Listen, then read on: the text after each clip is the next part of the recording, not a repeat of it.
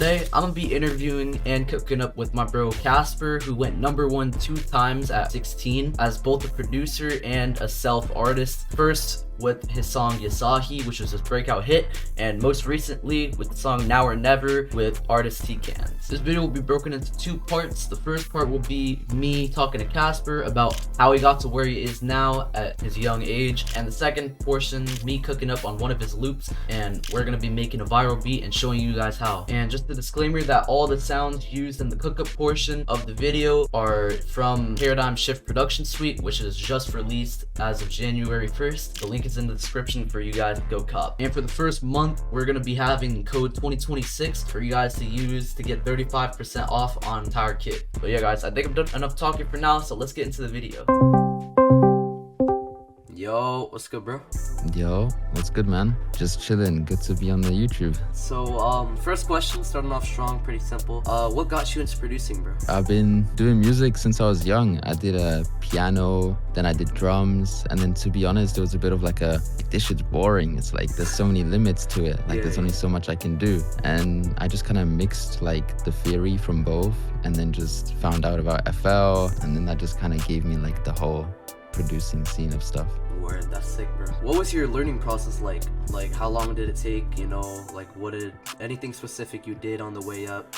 I was terrible at the start. Like, I would go on Looperman and I would just download like random BPM loops and I would just like smack that into FL. It would sound awful. I would have like R&B drums on rage loops. It was terrible. I just kind of like grinded and like I started with like FL keys, obviously trying to make like chords and midis. I kind of got like, I think it was Analog Lab, and then started going with the whole new jazz scene and tried to make different melodies. I would go to school, come back, and then instead of like playing games, I would just produce my own game. Yeah, that's sick, bro. I would do that shit too. But how old were you when you first started? I think I was around like 12 when I started just playing around with the loops. That's crazy, bro. That's mad young. That's the same age I started too. So you made Yasashi, bro. That's like a really big song from 2023, but it's like a beat and went mad viral.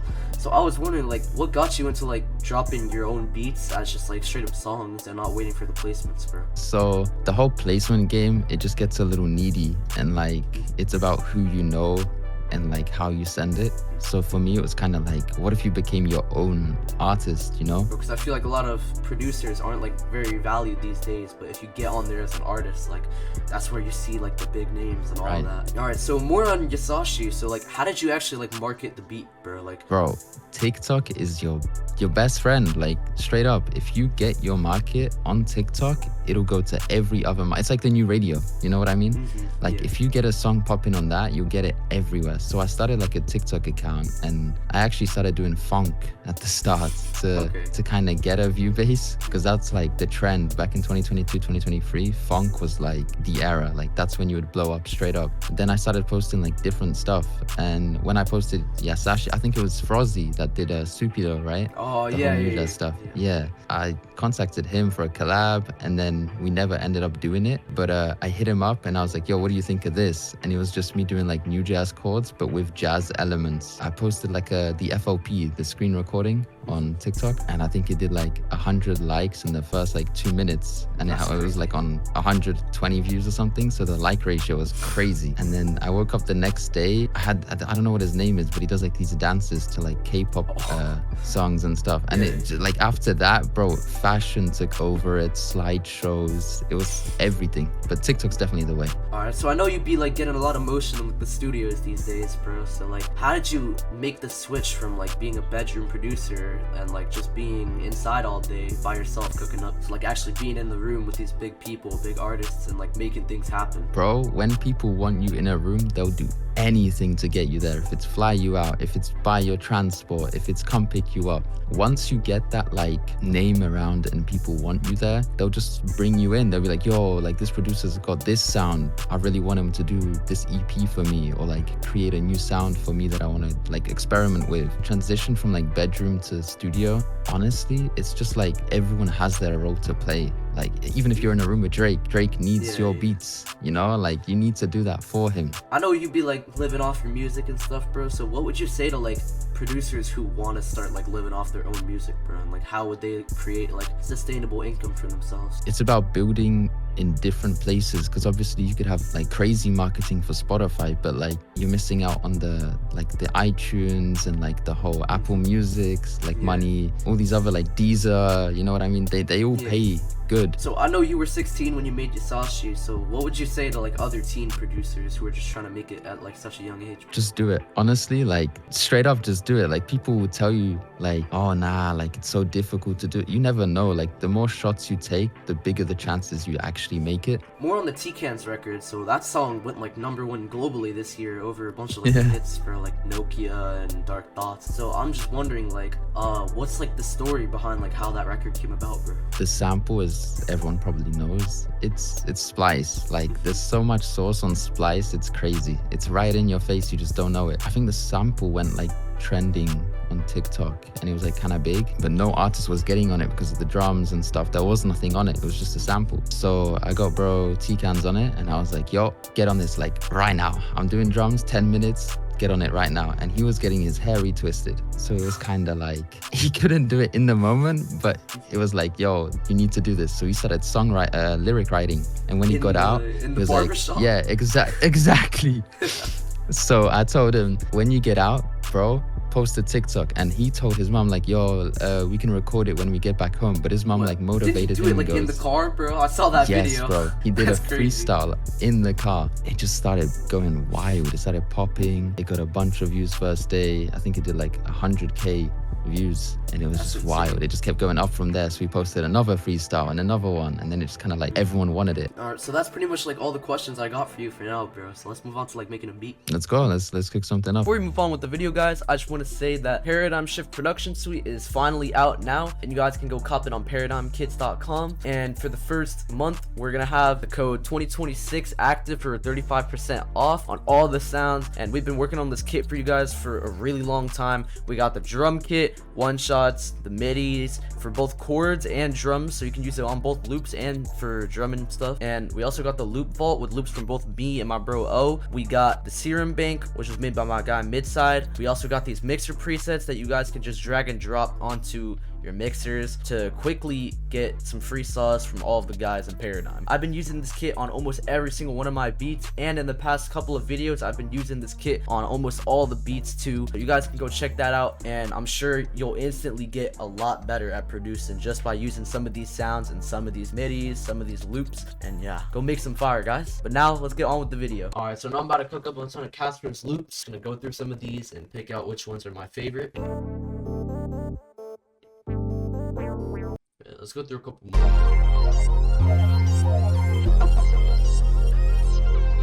That's swaggy.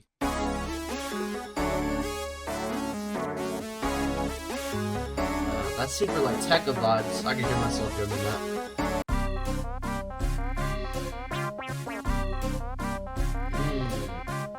That's just some crazy underground vibes. You know, I can hear myself doing something on that. Alright, so now I got the loop back in FL, and I'm about to just start cooking up on it. So first, I'm just gonna stretch it. And I like to play around with the pitch on the loops that I use before I just go into the drums, because sometimes the other pitches sound better.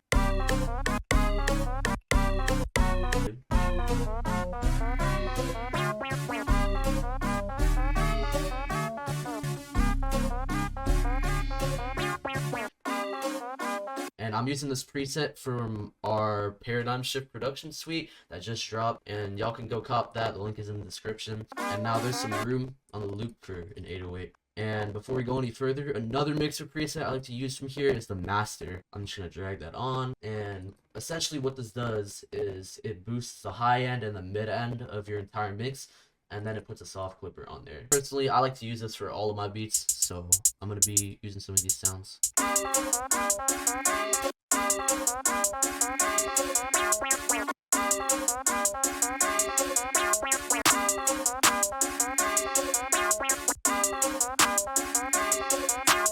And this is a pretty standard pattern right here. I'm pretty sure every single beat, almost every single beat that you guys ever hear will use this pattern. Yeah, so right here I can take it out. And I think this beat is a little bit fast. I'm gonna slow it down a bit. I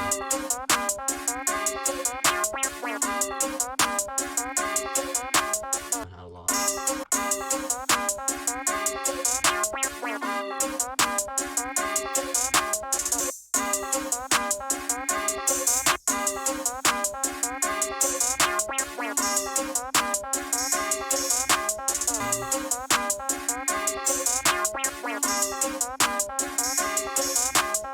gonna go to the snares, try some cool counter snares, create a bounce.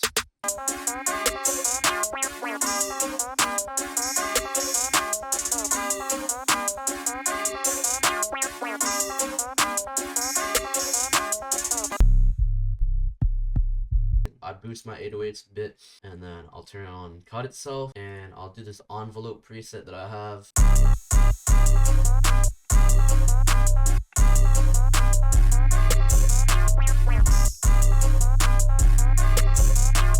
So I'll do a basic pattern like that first, and I remember this beat was detuned 50, so I'm gonna put it down 50.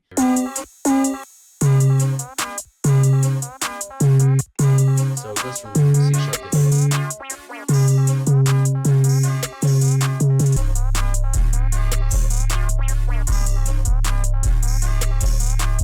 and then with my 808 notes to spice them up, I'll put some of them up an octave. So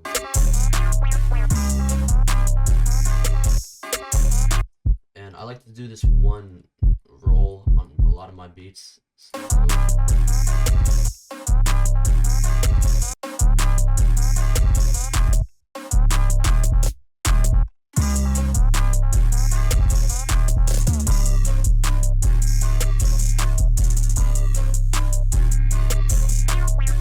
And I'm just gonna play around with some different 808s too.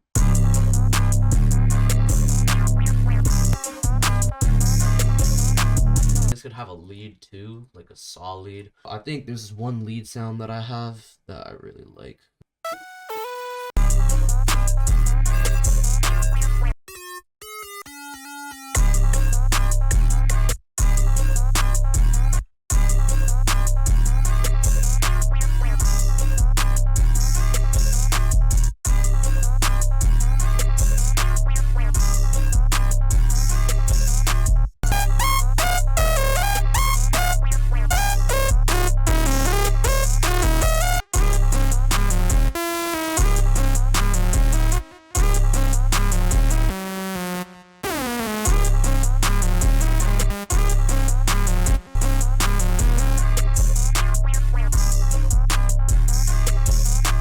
I'm gonna do some quick arrangement.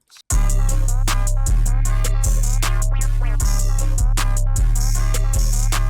gonna have this 808 not play in this first section, give it some space. So.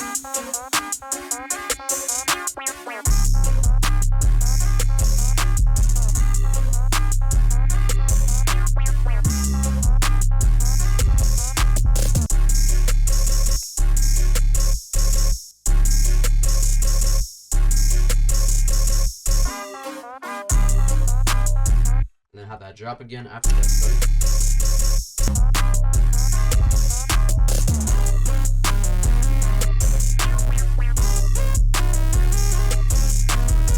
That's finished beat, guys. I'm just gonna run this through, and yeah.